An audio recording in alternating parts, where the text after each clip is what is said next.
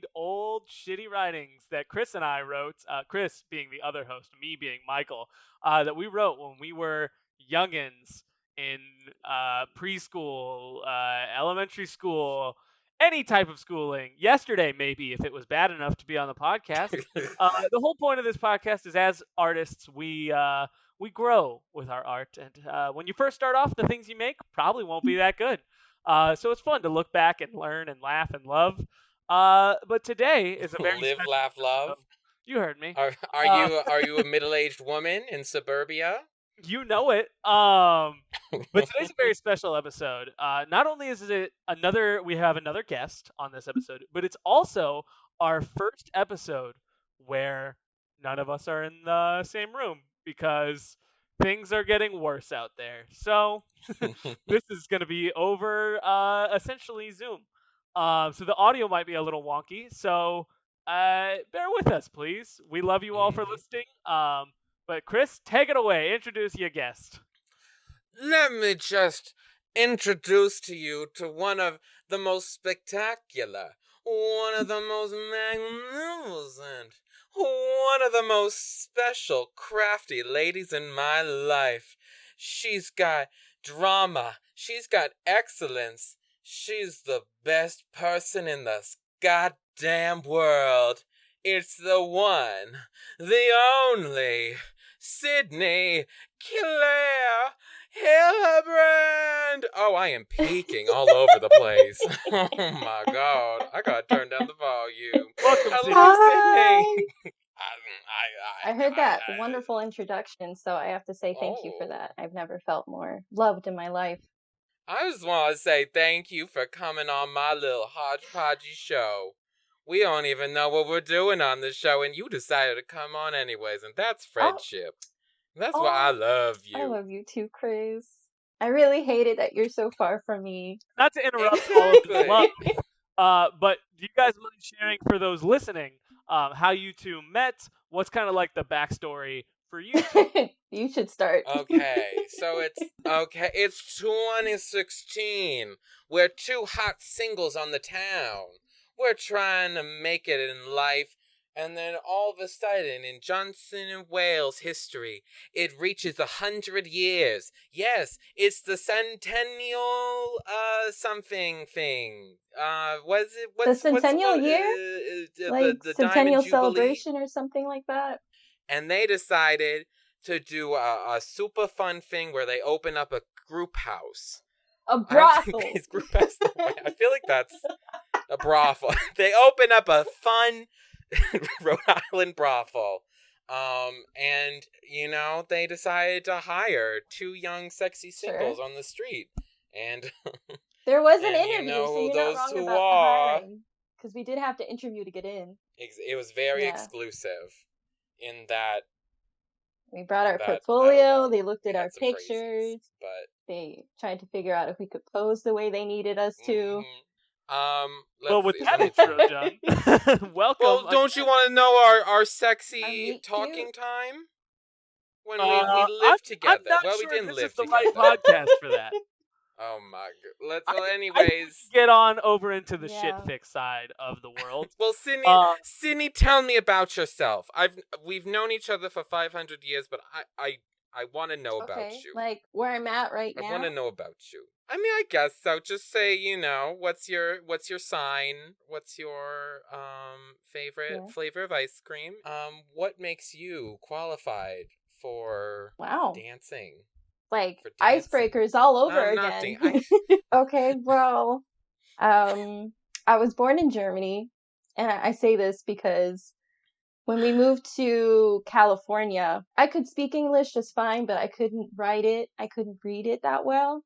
So part of the reason I got really into writing is because, first of all, it was mandatory. I had to write more. But from there, it kind of just blossomed, you could say, into a passion. So I really started enjoying writing. I thought it was like one of the best ways to express myself, and it kind of just went from there. So that's what I want to do for the rest of my life if I can. But we all have that kind of dream. Let's see if we succeed at this. The true American dream story. Yes. So the story that we're going to read today is called Noah and the Pizza Delivery Guy. So yeah, an impromptu title. I didn't actually have a title for it, so I just wrote that down. Is this a biblical reference? Is the No. pizza guy the ark? The whale. It goes the whale and then the pizza delivery guy. Yeah, she gets swallowed up by the whale, and then there happens to be a Pizza Hut inside. You know, things just kind of go from there. Damn. All right. So tell us, like, where were you at when you wrote this story? What kind of inspired it? That type of stuff. Okay, so I think I was at the end of middle school, probably 8th grade, around that time. And it was actually inspired by a movie I had watched where this sheltered girl orders pizza, and this pizza delivery guy kind of just like sweeps her off her feet. And he's like, let me take you around town so you can see it from my point of view. And she's like, oh my God. Oh my God. Bad boy. Yeah, and I took it from there. It was part of the reason I stopped writing it too, because it was pretty much just a movie, but with my own character. So this is plagiarism. Yeah, not totally. The That's why her name will is be Noah. Reaching your home. What movie? Wait, what movie did you say? Did you say what movie this was inspired by? I don't remember the name of the movie. I'm sure if you put in indie movie with pizza delivery guy, it might come up. That's like 90% of all indie films. It's always that's fair. Guy. That's fair. Yeah, I don't remember the name of the title. Unfortunate. Well, that's all right, because this episode is not about that movie. It's about Noah, the delivery guy. However, in poor sound quality. If you listeners know what movie this was inspired by, if you can kind of pick up the motifs, let us know in the comments. So, because this is a massive block of text, what I think we should do is sort of popcorn read style. Is I'm good with that. With that style of reading? Do we have to clap? Isn't that part of it? Chris, you go. That's zip zap song. Until you go like popcorn and Chris, like, you know. I can't clap apparently. Right? So like just read zip until like you get to the end of a paragraph or until you feel tired, and then popcorn someone. Okay. Well, now there's expectations, you know? Now people are going to say, why couldn't he read? Chris, don't be difficult. I don't think anyone's sitting at home now. listening to this and thinking, why can't he read? Why did he stop? Why did he could have gone 2 more sentences, but he didn't do it. He didn't do it. Do you want to start, Chris? Do you want to start to relieve this anxiety I see on your face? All right. Let's get into some shit. Go ahead and start the story, Chris. Noah, my dear, would you like to dance? Uncle George holds out his bloated hand, waiting patiently for my answer. Damn. What the fuck, Noah? He just wanted to dance with you. Why'd you have to shit on him? Oh, your fucking bloated hand. I look up into his round face, shiny in sweat. Oh, shiny with sweat. Shiny in sweat. He's just in a bucket of sweat, so shiny. He's so goddamn shiny. If I didn't know any better, I'd think he was nervous. But I do know better, and he's not nervous at all.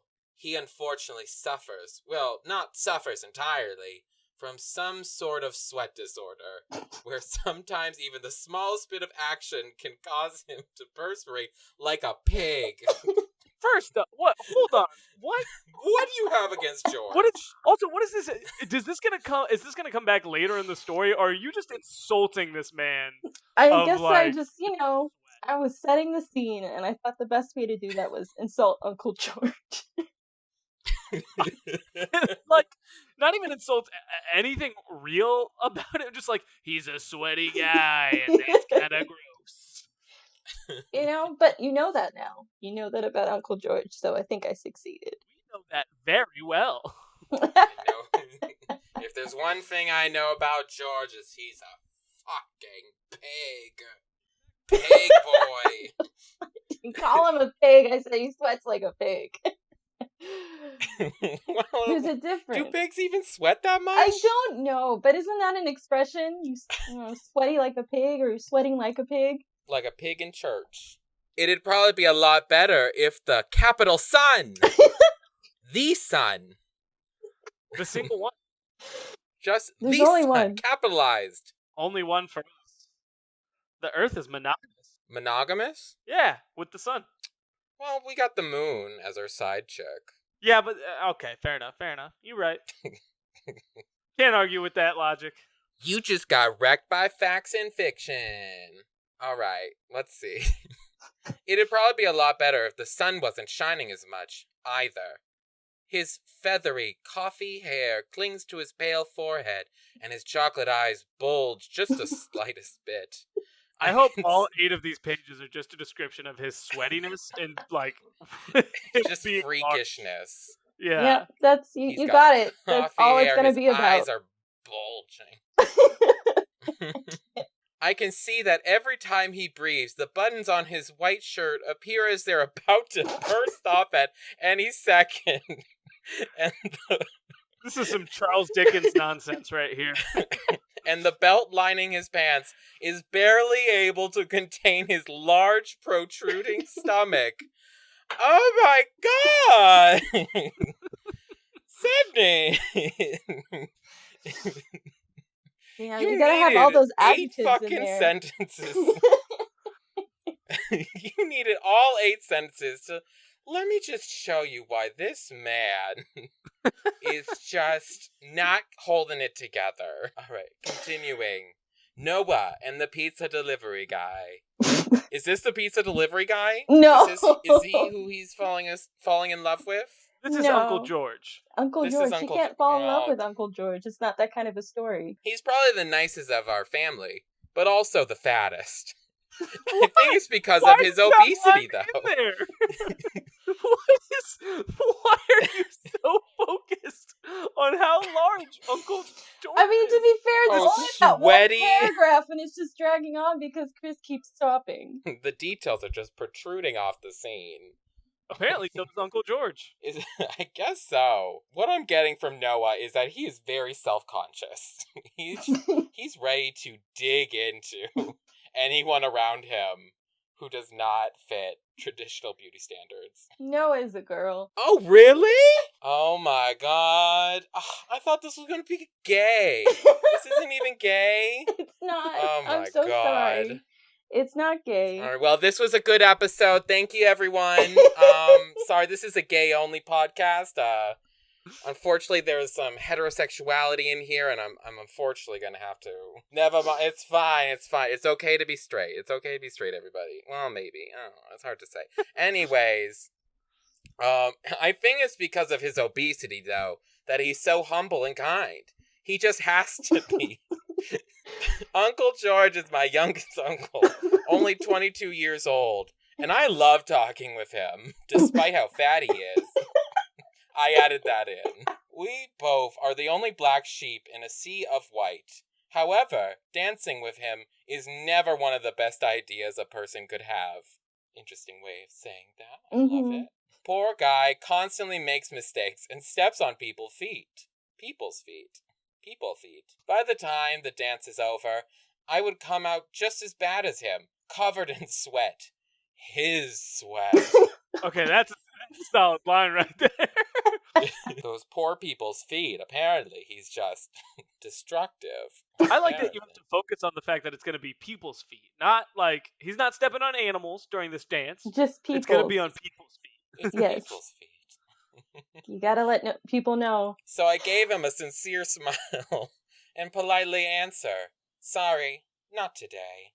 "Of course, sweetheart," Uncle George tells me as his waiting hand falls to his side to let me know that it really is all right. He gives me one of his signature beaming smiles, his neck bulging out around his chin. Then he wobbles away towards the huge white tent situated in my parents' enormous backyard. Backyard. Poor George. Oh, George, you sweet man. You know? Yeah, I did him wrong. Is the I feel reason bad why for that. It's okay. We all That's have the nature of this podcast. Is we look back at all the Uncle Georges we've written and realize, oh, that probably wasn't very nice to spend 2 paragraphs commenting on On just his how weight. large he is. Yeah. Yeah, I do apologize for that. Is Noah a black sheep of the family because she's incredibly mean? Is that what she's No, the black but sheep you'll... of the family? I mean, you can look at it that way for sure, but she considers herself a black sheep because she doesn't think she fits in.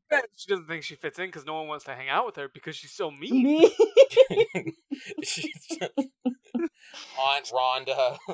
Mean Girls, but from Regina's perspective. Hey, Aunt Rhonda, your calves are huge. Why doesn't anyone want to be friends with me? Or I guess I could popcorn. No, I'm finishing this. Spotless white tables with equally pristine white chairs are settled around it, semi-shaded under large white laced umbrellas, and tall black curved lanterns are placed every 15 feet for when it gets dark. Soft music hangs in the air, causing me to yawn. It's like a winter wonderland in the middle of summer. A very posh winter wonderland. Your prose is very good, Sydney. I gotta say, this is middle school? Holy shit. Yeah, Again, maybe a little too descriptive. Yeah, possibly. We could have stopped after the bulging neck with sweat that's hanging. However, it's not a winter wonderland at all. Instead, an early birthday celebration pour moi. I like how you have to clarify that. Yeah. This is not actually a winter wonderland. Despite the fact that it already mentioned that it's like a winter wonderland in the middle of summer. Just in case you didn't get it the first time. But just to make sure you're confused. In case you weren't it's a birthday celebration. That last line. Let me emphasize. Birthday celebrations cannot be winter wonderlands as well.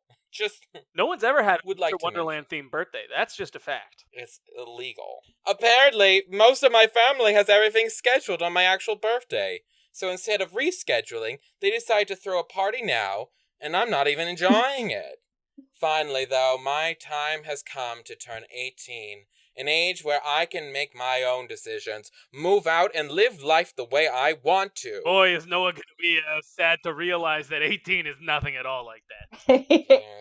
I was like 13, so... You still got to rely on those parents. Popcorn, Sydney Hillebrand. I realize, of course, that I could do that without being the legal age of 18, but there's just one small problem. I have no guts. I'm too much of a goody two-shoes. Currently, I'm employed as the perfect daughter to the perfect family. I would like to say that she is definitely not the perfect daughter with how much she insulted poor Uncle George. I know we've harped on it a lot, but she's definitely not the nice family member. She's delusional for sure. I think we can all agree. She's not completely present. My only issue? I'm just too nice. I try to say that with as much false enthusiasm as I can. I love my parents. I really do. But sometimes I feel like they're too caught up in what they want from me, what they want me to do, and what they expect of me to really see my wants. Oh, that's a confusing sentence. I am sorry for that. And that goes for the rest of my family, too. They're all so caught up in their own perfect world. So used to their ways, traditions, thoughts, and lifestyles. I just don't fit into it. I stand up and feel my body go stiff from sitting in the chair for too long. So I start walking, trying to work some of that stiffness out and make my way over to my special spot. It's a little space that I discovered when I was younger, near the end of the yard. Underneath a tall row of hedges is a small gap that no longer replenishes itself. Why? I have no idea. I'm thankful for it, though. Without it, I'd probably be insane by now. I find it, people are like watching her literally like during her birthday celebration, just getting on the ground, climbing into some hedges. Just like, is she okay? No. There's an empty spot, but I don't know why. I love this spot.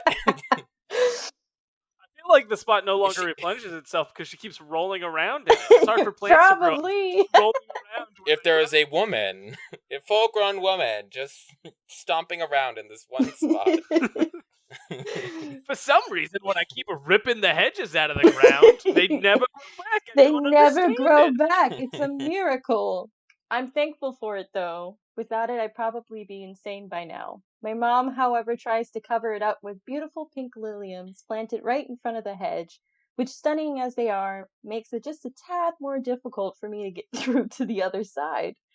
Nevertheless, I've gone through countless of Not times. only is she mean to Uncle George, but she's also like, fuck you, Mom. I don't care about your garden. I don't care about anything that you do. I'm just going to stomp all over your plants so I can get to my spot. Yeah, she's definitely not the good child that she thinks she is. I will rip these fucking pink liliums. And how passive-aggressive is that? That you can't be like, hey Noah, do you mind not going into that spot? It's weirding out the neighbors. But instead she's like, you know what? I'm gonna put a fucking bush in your way and not talk about this. And every time you rip up my pink liliums, bitch, there's just more pink liliums to come. Isn't that the most mom thing to do, though? Also, what's a lilium? You just plant flowers in your garden. It is. Okay, so nevertheless, I've gone through countless of times, and no one has discovered me yet. Okay. I think clearly your mom has. She's not as sneaky as she thinks she is. I think that's the case for all kids, though. I think all kids are like, I can get away with anything. And it's like, no, we all know what you're doing. We just, don't want to really talk to you because you're a small child. Once I get there, I cautiously look around trying to be as inconspicuous as I can, gently step over the liliums, and quietly slip through the hidden gap. Behind the tall hedges is an extremely small field with soft grass and gloriosa daisies. Do I know what that is now? No. But it was important. You need to be very specific. So specific. You cannot understand this story if you don't realize that it is gloriosa daisies, specifically. Colorful butterflies flutter around in the peaceful air, but I don't tell you which kind. So there. How will I know? Is it a Queen Alexandra? I did just Google gloriosa daisies, and they are very pretty. Thank you. I guess they were just too beautiful to pass up. I can't describe them, but if you want to Google them yourself. Colorful butterflies flutter around in the peaceful air, and I sigh, finally feeling relaxed. This garden is also boxed in with hedges that rise just as high as the ones in the backyard. Though I've been here millions of times, I'm still stunned whenever I take in this beautiful scene. And I always wonder how anyone else doesn't know about this place. However, I don't tend to question it for too long, because I know that I only have so much time to spend here. I leisurely lie down, careful not to mess up my blue dress. I wouldn't hear the end of it from my mother if I did. I gaze up at the clear sky, transfixed. I wish I could stay here forever. It's just so serene and sweet. As I look around, a zebra swallowtail flies above me. So you got specific there, huh? What is a zebra swallowtail? Is that another type of butterfly? I think so. I feel like I can relate in a way where you're like, you obsess over the details and you're like, well, this is making this so much more specific. I need to make sure that they know what kind of swallowtail this is. Well, the thing is, it's one thing if it was specific all the time, but it's only I gotta keep you on your toes. That's the thing. You gotta keep it on your toes. Sometimes you have to imagine it yourself, and other times you can just Google it, and it's right there for you, and you don't have to work so hard. As I look around, a zebra swallowtail flies above me, and as I reach up my hand, it lands on my finger. I sit up, studying its patterns and colors. I lift up my other hand, tracing the ends of its wings, careful not to wipe off its scales. The butterfly is eventually startled by my close appearance and immediately flutters away. As I watch it leave, I begin to envy that pretty little swallowtail. Why can't I have that freedom and Oh, shut up. I hate that. Oh my god. That is very like John Green sort of teen melodrama type of right, John Green there. Before I knew about John Green. Why can I not have my independence? Why can I not float away like this little butterfly? Please, butterfly, speak to me. Speak to me, butterfly. I would do an impression, but I don't know lie how. back I would love for this to be Freaky Friday. I lie back down, feeling a bit blue, and detest my mom's decisions in putting my hair up in a bun today. I roll onto my side, holding my head up with one hand, and stroke the daisies with the other. Once again, I lose myself to another world, where all my worries are smoothed away. Another sigh escapes my lips, and soon a smile makes its way back onto my face. However, all too soon, my mother's voice barges in and ruins my peace. Noah! Her high pitch rings through the air. Where are you, sweetie? I silently wait until I hear footsteps fade away and her voice is barely audible to sneak out from behind the hedge. I glance around, trying to ensure that no one saw me, and then fix the wrinkles in my dress. Unfortunately, I don't notice my mom coming up behind me until it's too late. Wait, so did her mom do the classic okay, I'm walking away, but really didn't move? I wouldn't put it past her. Right? She's like, Either that or she's just very quick to sneak up behind her that fast. Noah, her shrill voice penetrates my ear. I quickly turn around, a small panic starting in my chest. Did she see me come out from within the gap? Where have you been? She questions me, her intense gray eyes scrutinizing me. Ooh, things got intense. This is about to be a giant anime battle. Anyway, about? I answer vaguely. Ugh, such a dumb child answer. About? About where? Just, talking with the family. My mother gives me another hard look, and then her eyes nearly burst out from their sockets. I like to imagine that that's literal and not hyperbole. right? They just like a Uh, cartoon. They just come out. Yep. How dare you talk with the family? How dare you? She grabs my face and turns it to the side, gawking at my hair. What is? She starts. What happened to your hair? Well, I try to act just as surprised as she does. Well, I don't know how that happened. Jimmy must have gotten me when I wasn't paying attention. You know how he likes to mess things up. How do you Ugh. not notice when somebody's just scrambling up your hair? I feel like you feel that. No, not Noah, because she's in her own dream world, you know? She doesn't pay attention to that kind of stuff. My mother stares at me, calculating my words slowly sinking in. That boy, she finally says, shaking her head. I'm going to have a word with your Aunt Jane about her son. You do that. I nod. Now, you go ahead to the house and try to fix it. She shoos me away with her hands, already peering around for my aunt. All right, I will, I tell her, glad I'm able to escape without trouble. But after 2 steps, her voice is shouting at me again. Noah, what is that? I look behind and follow her pointed finger. I try to keep my facial features under control as I notice a dirt stain on the hem of my powder blue dress. Great! That Jimmy, I shake my head lying. Yeah, wait. If the mother found dirt in the hair, and then the daughter was like, "Yo, it was Jimmy. Jimmy did this," and the mother believed that, why then would she be surprised to see dirt on the dress? I feel like if Jimmy's gonna throw dirt at someone, It's gonna it's get gonna get all everywhere. over. And you're gonna notice it. You're not like, oh, I got hit by a bulldozer. Man, crazy how I didn't notice that. Jimmy started burying me alive earlier. It was awful. My mother sucks in her lower lip, looking me up and down. Her shoulders slump down a bit, though, and a small sigh escapes her lips. Go on and try to get rid of it before it's too late, she tells me once again. What is before it's too late? Like before the party ends or before someone dies? 'Cause that sounds very ominous. It's so ominous before it's too late. Your ruined dress could kill somebody. If your grandmother sees that dirt on your dress, she'll have a heart attack. Yes, Mom. And I rush off. Oh, but Noah, she calls again. Man, this mom is just this mom keeps being like, get out of here. But also, hold on a second. She calls again. We'll talk about this some more later. I know then that she's aware that I'm not being entirely honest with her. I push that aside, though, as I step into the cool house, once more alone to myself. I walk on over to the bathroom that's settled right at the end of the foyer hallway and place myself in front of the mirror. I comb through my tangled strawberry blonde hair and work it back up into a bun. I get a washcloth and dab at the hem of my dress, trying to get rid of the dirt. Luckily for me, it didn't stain. My mom won't be mad for long, and that sure makes me glad.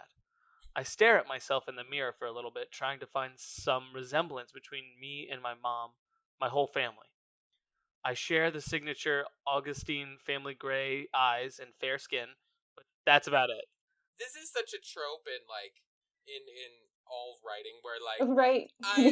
how do I get this first person to describe themselves without sounding, incredibly... Put them in front of a mirror. That's how you do it. There's a mirror. I gotta examine myself for 15 minutes, just as we all do. Let's evaluate the family dynamic while she's staring into her own eyes. Dab this dress of its dirt. I will pontificate on my family lineage. Am I Noah or am I not? I share the signature Augustine family gray eyes and fair skin, but that's about it. I don't have the same air that they produce. Like, we talking farts? What do you mean? It makes sense. Did I just bring 2 jokes into our podcast? Yes, I did. No, I was expecting that. As soon as you read the line, I don't produce the same air, I was like, that sounds like farts. Good. I'm glad I'm the only one that thought that. So I share the don't produce the same air, and definitely not the same outlook on life. Even my hair is out of place. A non-dominant gene, my dad likes to call it. I shake my head and try to get those thoughts out of my head. I walk back over to the kitchen and situate myself in the breakfast nook. I nudge my head into the crook of my arms lying on the table. 2 more weeks, I tell myself. Just 2 more weeks and I'm out of here. High school is over and college is right up after summer. Butterflies appear in my stomach just thinking about it. My own place, my own life, and no classy family to spoil my bliss. But what kind of butterflies? Yeah, you didn't specify. Is it a zebra swallowtail? I knew it! I knew you were gonna ask that. Unpredictable, what can I say?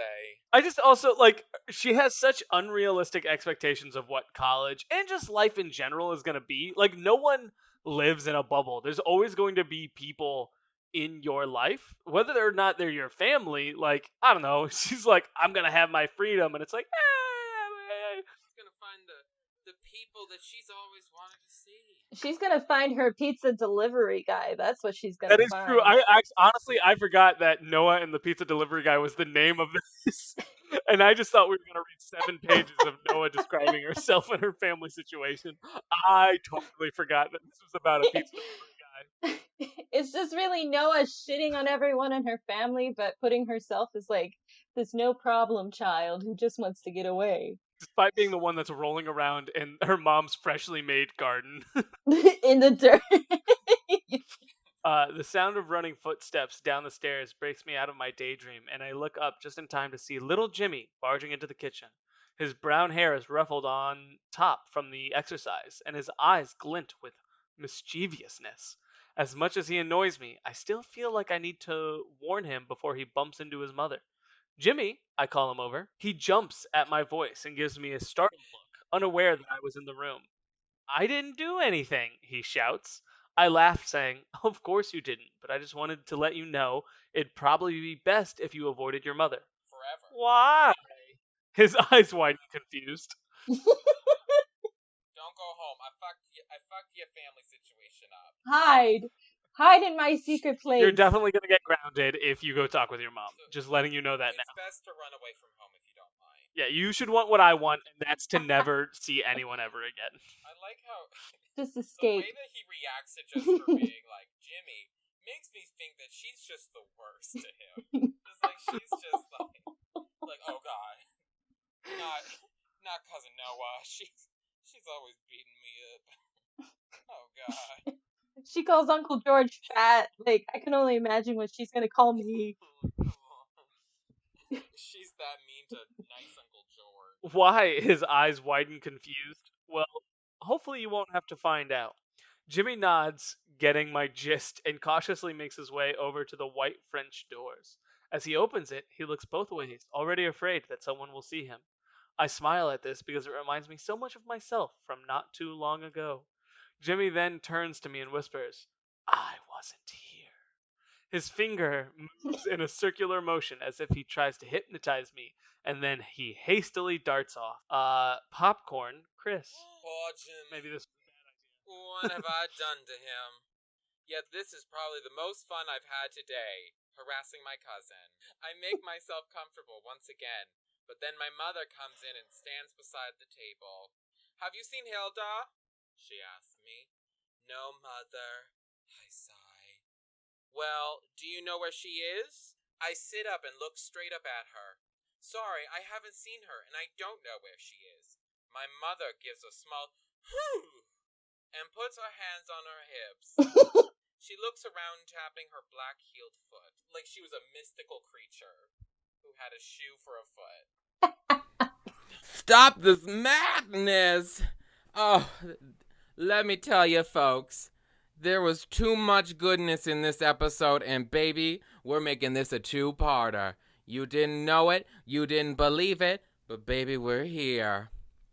So, this is a little post-mortem. Posthumous? Make sure... Oh, goodness, I haven't done an outro. It's always Michael. He's not here. He can't stop me. Ow! Anyways, so make sure you like, you comment, you subscribe, because next week we're gonna meet this illustrious, gorgeous, bushy-eyed-browed pizza delivery man, and he's got opinions. Let's just say that. He's got many opinions. So, make sure you like, comment, subscribe, review, Apple Podcast, Anchor, any which way. And I want to just say a few thank yous to Ryan. He made the gorgeous, impeccable music that you are listening to now or in a few seconds when the outro music kicks in. And before the podcast, you can follow him at Rytuck Music. I want to say thank you to Sydney with a Y. She's our lovely guest. She's gorgeous. It's actually her birthday today. We want to give a special shout out to producer Sydney with no Y. She is not a city. Do not confuse her with the Sydney of Australia. She's she puts her back into it. She keeps it pushes. She keeps it pumping. I want to say thank you to our lovely social media and PR person, Samantha Lee. It's her middle name. It's a middle name. It's a whole thing. I call her Shamalis. Oh, it's hilarious. Oh, we get a kick out of it. I want to say thank you to myself. Way to do it, kid. You're doing it. You're doing it, kid.